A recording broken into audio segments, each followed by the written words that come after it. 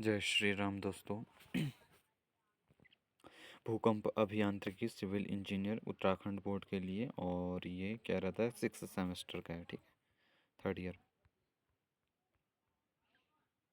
ओह, तो ये मुझे खड़ा ही करना पड़ेगा।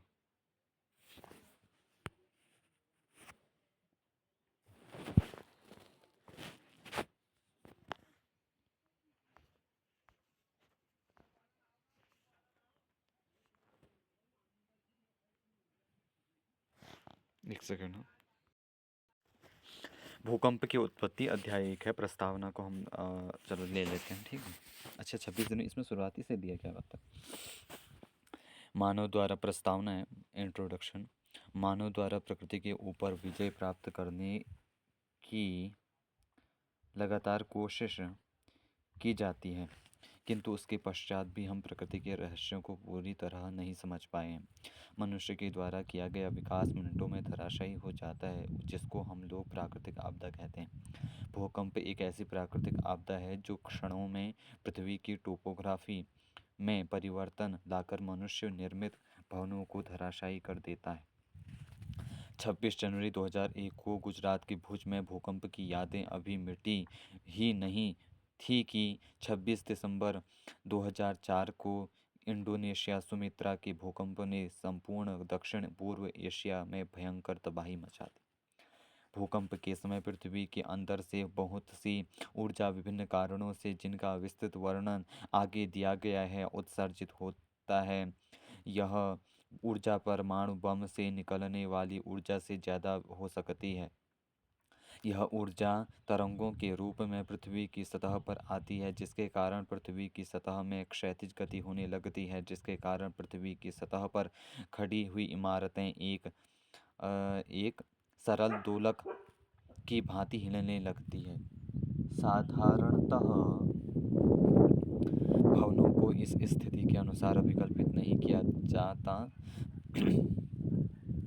जिसके परिणाम स्वरूप भूकंप आने पर भवनों में या तो नुकसान होता है या फिर वो धराशायी हो जाते हैं। हाँ, इसने क्या बोला कि यह ऊर्जा तरंगों के रूप में पृथ्वी की सतह पर आती है, जिसके कारण पृथ्वी की सतह में क्षैतिज गति होने लगती है। देखो, भूकंप में जब हमारी जो इमारतें गिरती हैं ना, उसका कारण रहता है कि हम जो भूकंपों को ये मतलब जो अपनी इमारतों को तैयार करते हैं, वो करते हैं किसके लिए? ऊर्ध्वाधर तैयार करते हैं कि ऊर्ध्वाधर कोई भी ऐसा लोड आएगा या फिर कुछ भी रहेगा तो हमारी इमारत को कोई नुकसान नहीं होगा। लेकिन जब भूकंप आता है तो उसमें इमारत में ऊर्ध्वाधर तो ठीक है, वो कोई दिक्कत नहीं उसमें, लेकिन क्षैतिज बल लगने लग जाता है। और हम क्षैतिज बल लगने के लिए इमारत को तैयार करते हैं नहीं, जिसकी वजह से क्या हो जाती है, जो हमारी इमारत है वह गिर जाती है, भवन यानी गिर जाते हैं। ठीक है, कहाँ तक पहुँचे हैं? ठीक है। भूकंप के कारण ईंधन के स्रोतों में आग लग जाती है, जिसके कारण भी भयंकर क्षति हो सकती है। भूकंप के कारण जानने से पहले पृथ्वी की आंतरिक संरचना का ज्ञान होना आवश्यक है। पृथ्वी की आंतरिक संरचना में परिवर्तन के कारण ही भूकंप आता है। आंतरिक संरचना होती है, क्रस्ट होता है, मेंटल होता है, कोर होता है। ठीक है, उसके बारे में थोड़ा सा जान लेते हैं। भूपृष्ठ यानी क्रस्ट पृथ्वी की सबसे ऊपर की सतह का विस्तार लगभग 25 से 70 किलोमीटर महाद्वीपों पर एवं समुद्र की सतह के नीचे 4 से 6 किलोमीटर तक है। यह साधारणतः ठोस अवस्था में परत है। विभिन्न स्थानों पर संगठन विभिन्न प्रकार का है। यहाँ पर माध्य तापमान 25 डिग्री सेंटीग्रेड, दाब एक एटीएम यानी वायुमंडलीय दाब जो रहेगा, ठीक है, घनत्व 1.5 ग्राम प्रति घन सेंटीमीटर होता है। मेंटल क्या होता है? यह भूपृष्ठ के नीचे नीचे की परत होती है, और यह परत भूपृष्ठ के नीचे लगभग 28,000 नहीं 2,885 किलोमीटर तक होती है। ठीक है, अ, होती है। इसमें घनी सिलिका चट्टानें होती हैं। भूकंप की उत्पन्न तरंगे मेंटल से आसानी से आगे बढ़ जाती हैं। मेंटल को पुनः दो भागों में बांटा गया है। एक तो है क्या लिखा हुआ है, SHELLS, सेल्स। यह कठोर संरचना है, ठीक है। और जो दूसरी वाली रहती है वो टोपोग्राफिकल परिवर्तन होते हैं, ठीक है, पृथ्वी की सतह पर। ठीक है, बाहरी कोर और आउटर कोर और इनर कोर, इसमें भी दो रहेगा। ठीक है, बाहरी कोर जो रहती है आउटर कोर, वह ठोस मेंटल के नीचे पृथ्वी की बाहरी कोर होती है, जिसके बारे में सर्वप्रथम R.D. ओल्डहैम ने चर्चा की थी। यह परत द्रव के रूप में होती है, जिसमें मुख्यतः लोहा, सिलिका एवं ऑक्सीजन तत्व होते हैं। इस परत की मोटाई लगभग 22,000 किलोमीटर होती है। नहीं, 22,000 नहीं है, 2,000 है, हजार मत लगाया करो जल्दी से। इस सतह में 25 नहीं 2500, ठीक है, 2500 डिग्री सेंटीग्रेड तथा 4 मिलियन वायुमंडलीय दाब के बराबर होता है, ठीक है, आउटर कोर पे। आंतरिक कोर, इनर कोर पे क्या रहता है कि इस कोर में सर्वप्रथम खोज प्रसिद्ध भूवैज्ञानिक लेहमन ने की थी। इस कोर की मोटाई लगभग 1300 किलोमीटर है। इस कोर का तापमान या फिर तापक्रम एवं दाब बाहरी कोर की श्रेणी का ही होता है, ठीक है। इसमें चित्र बनाया हुआ है, आप देख सकते हैं। इनर कोर, आउटर कोर सब बताया हुआ है, ठीक। पृथ्वी के अंदर की हलचल कैसे होते हैं? पृथ्वी के अंदर मेंटल द्रव अवस्था में है। इसके साथ ही क्या लिखा हुआ है? इसके साथ ही उच्च ताप एवं अति उच्च दाब होने के कारण पृथ्वी के अंदर विभिन्न प्रकार की गतियां उत्पन्न होती हैं, ठीक है, गतियां उत्पन्न होती हैं। आगे इनको मुख्यतः दो भागों में बांटकर अध्ययन किया जाता है। एक संवहन, पृथ्वी के अंदर पिघला हुआ मेंटल जब उच्च दाब एवं उच्च तापक्रम के कारण भूपृष्ठ एवं कोर के मध्य संवहन धाराओं के रूप में बहता है। इनके प्रवाह के लिए आवश्यक ऊर्जा पृथ्वी के अंदर उपस्थित रेडियोधर्मी तत्वों से प्राप्त होती है। यह गर्म लावा के प्रवाह से कमजोर चट्टानों को तोड़ता हुआ पृथ्वी की बाहरी सतह पर आकर ठंडा होकर चट्टानों का रूप ले लेता है। ठंडी चट्टानें धीमे धीमे पुनः नीचे की सतह पर ऊर्जा ग्रहण कर पुनः द्रव के रूप में चली जाती हैं। यह एक प्रक्रिया चलती रहती है। इन धाराओं को संवहन धाराएं कहते हैं। पृथ्वी की सतह पर विभिन्न स्थानों पर फूटने वाले ज्वालामुखी इसी के कारण होते हैं। प्लेट टेक्टोनिक्स, टेक्टोनिक्स है, इसमें लिखा है टेक्टनिक्स, तो टेक्टोनिक्स, ठीक। प्लेट के संदर्भ में पृथ्वी की 100 किलोमीटर की परत, जिसको लिथोस्फीयर कहते हैं, वे भूगर्भीय दृढ़ चट्टानें जो वह हैं जो संतुलित हैं एवं एक बड़ी लंबाई तक फैली हुई हैं, इनको प्लेट कहते हैं। ये प्लेट विगत 200 मिलियन वर्ष पूर्व के हैं, जो पृथ्वी के अंदर दृढ़ चट्टानों के से अलग होने से प्राप्त होती हैं। इन प्लेटों में लगातार नहीं इन प्लेटों में लगातार गति होती रहती है। गति के लिए आवश्यक ऊर्जा पृथ्वी की सतह में उपस्थित रेडियोधर्मी पदार्थों के विघटन से प्राप्त होती है। समुद्र के नीचे पृथ्वी की सतह से इन प्लेटों की मोटाई 80 से 200 किलोमीटर तक होती है और ये प्लेटें एक दूसरे के सापेक्ष क्षैतिज गति में रहती हैं, क्योंकि ये सभी प्लेटें मुलायम चट्टानों, सॉफ्ट रॉक्स पर टिकी हुई हैं। जब ये प्लेटें एक दूसरे प्लेट से मिलती हैं, जिसके कारण विकृति, डिफॉर्मेशन उत्पन्न होता है, जिसका परिणाम टेक्टोनिक्स बल के रूप में होता है, जो चट्टानों पर कार्य करने लगता है, जिसके कारण पृथ्वी की सतह एवं चट्टानों के भौतिक परिवर्तन एवं रासायनिक परिवर्तन हो जाते हैं। इसी के कारण टोपोग्राफी भी बदल जाती है। प्लेट सरकने की गति अत्यधिक दबाव पैदा करती है। इस दबाव के निश्चित सीमा को पार कर जाने से प्लेट एक दूसरे पर फिसलती हुई अथवा टूट जाती है। उपरोक्त प्लेटों की गति से कंपन पैदा होने लगता है।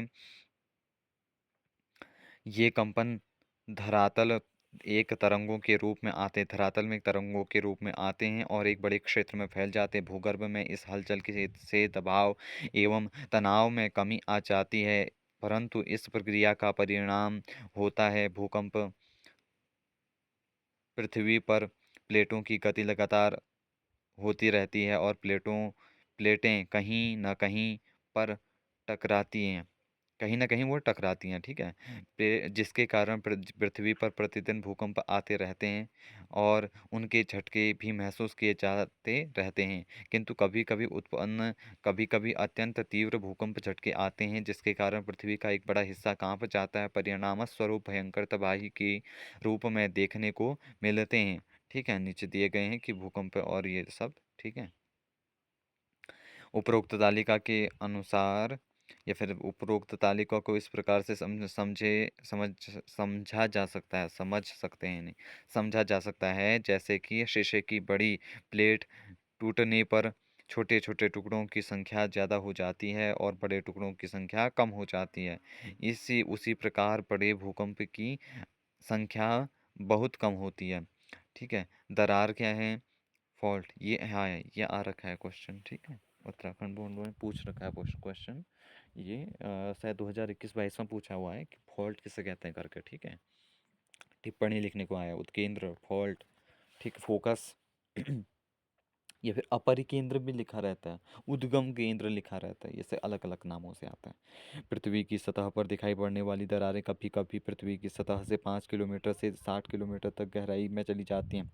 इन दरारों पर चट्टानों का विस्थापन डिस्प्लेसमेंट हजारों वर्ष पहले हो चुका हो, यह आवश्यक भी नहीं है, या प्रत्येक दरार में विस्थापन हो। रासायनिक प्रक्रिया के कारण जल के साथ प्रकृति में उपस्थित बंधकों से दरारें जुड़ जाती हैं। इस प्रकार की दरारों को अक्रिय दरार कहते हैं। संभवतः इन जगहों पर भूकंप दोबारा नहीं आता है। सक्रिय दरारों की दिशा में विस्थापन की संभावना हो सकती है। भूविज्ञान, जियोलॉजी की सहायता से दरारों के विभिन्न गुणों के संबंध में पता लगाया जा सकता है। दरार के सरकने के कारण टोपोग्राफी में परिवर्तन, जैसे झीलों का निर्माण, रिज रेखा में बदलाव देखे जा सकते हैं, लेकिन इन घटनाओं का क्रम निश्चित संभव नहीं है, ठीक है?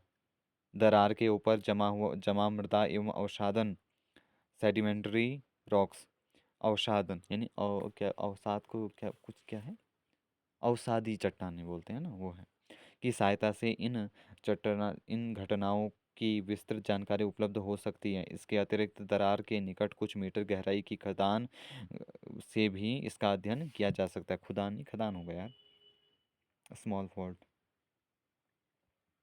इसका चित्र बनाना आता है। कभी कभी दरार के विस्थापन के वास्तविक समय दरार के ऊपर जमा कार्बनिक पदार्थों जैसे पत्तियां इत्यादि की सहायता से गणना की जा सकती है। समुद्र की सतह पर उपस्थित दरारें आधुनिक भौतिक विधियों की सहायता से मालूम की जा सकती हैं। दरारों में विस्थापन, ठीक है, चाहे भूतल पर हो या अथवा समुद्र की सतह के नीचे, उनको 3 वर्गों में बांट सकते हैं। दरार का तल क्षैतिज सतह को एक रेखा में काट देता है। इस रेखा की उत्तर दिशा में बने कोण को दरार का स्ट्राइक यानी फॉल्ट कहते हैं, ठीक है?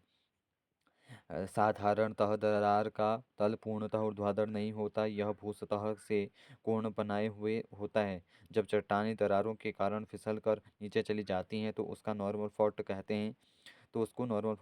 यह कोण 0 से 90 डिग्री तक का, ठीक है, हो सकता है। दरार के कारण एक चट्टान के ऊपर की ओर फिसलती है तो एक प्रकार की दरार को रिवर्स दरार कहते हैं। इस प्रकार की जो दरार होती है उसे रिवर्स दरार कहते हैं, ठीक है? आगे क्या रहता है? नॉर्मल दरार एवं रिवर्स दरार दोनों ही ऊर्ध्वाधर विस्थापन, ठीक है, वर्टिकल डिस्प्लेसमेंट उत्पन्न करते हैं। इनको आसानी से देखा जा सकता है। इसको डिप स्लिप फॉल्ट भी कहते हैं, ठीक है? ये भी आता है देखने को। दरार के कारण होने वाले क्षैतिज विस्थापन जो हॉरिजॉन्टल डिस्प्लेसमेंट होते हैं, स्ट्राइक स्लिप जिसे कहते हैं फॉल्ट, तो वो भी है, ठीक है? दरार विस्थापन के कारण भूकंप का खतरा एक छोटे से क्षेत्र में ही रहता है। इसको आसानी से बचाया जा सकता है। भूगर्भ वैज्ञानिक की सलाह प्राप्त कर शहरों एवं बड़ी संरचना के निर्माण के समय दरार वाले क्षेत्र को छोड़ते हुए विकास का क्रम रखना चाहिए। जिन स्थल पर दरार का क्षेत्र है उनको खुला छोड़ते हुए मनोरंजन स्थल, पार्क, सड़कें, गाड़ियों के पार्किंग स्थल बनाए जा सकते हैं, ठीक है। मानवीय कार्य, ह्यूमन एक्टिविटी क्या रहती है? भूकंप की उत्पत्ति मानव निर्मित संरचनाओं के माध्यम से हो सकती है। उदाहरणार्थ कोयले की खनन से तेल एवं भूजल का अनियंत्रित दोहन, बांधों का निर्माण आदि। ऊंचे बांधों के पीछे विशाल जलाशयों में करोड़ों करोड़ों टन पानी एकत्रित होकर भूपटल पर दबाव डालता है, जिसके कारण भूमि के नीचे दृढ़ चट्टाने की स्थिरता बिगड़ जाती है और या फिर बिगड़ती है, और इसके कारण भूकंप उत्पन्न होते हैं। ठीक है, भूकंप के दौरान उत्सर्जित ऊर्जा, इसको हम आगे लेके चलेंगे। तब तक के लिए अभी वेट करते हैं, ठीक है।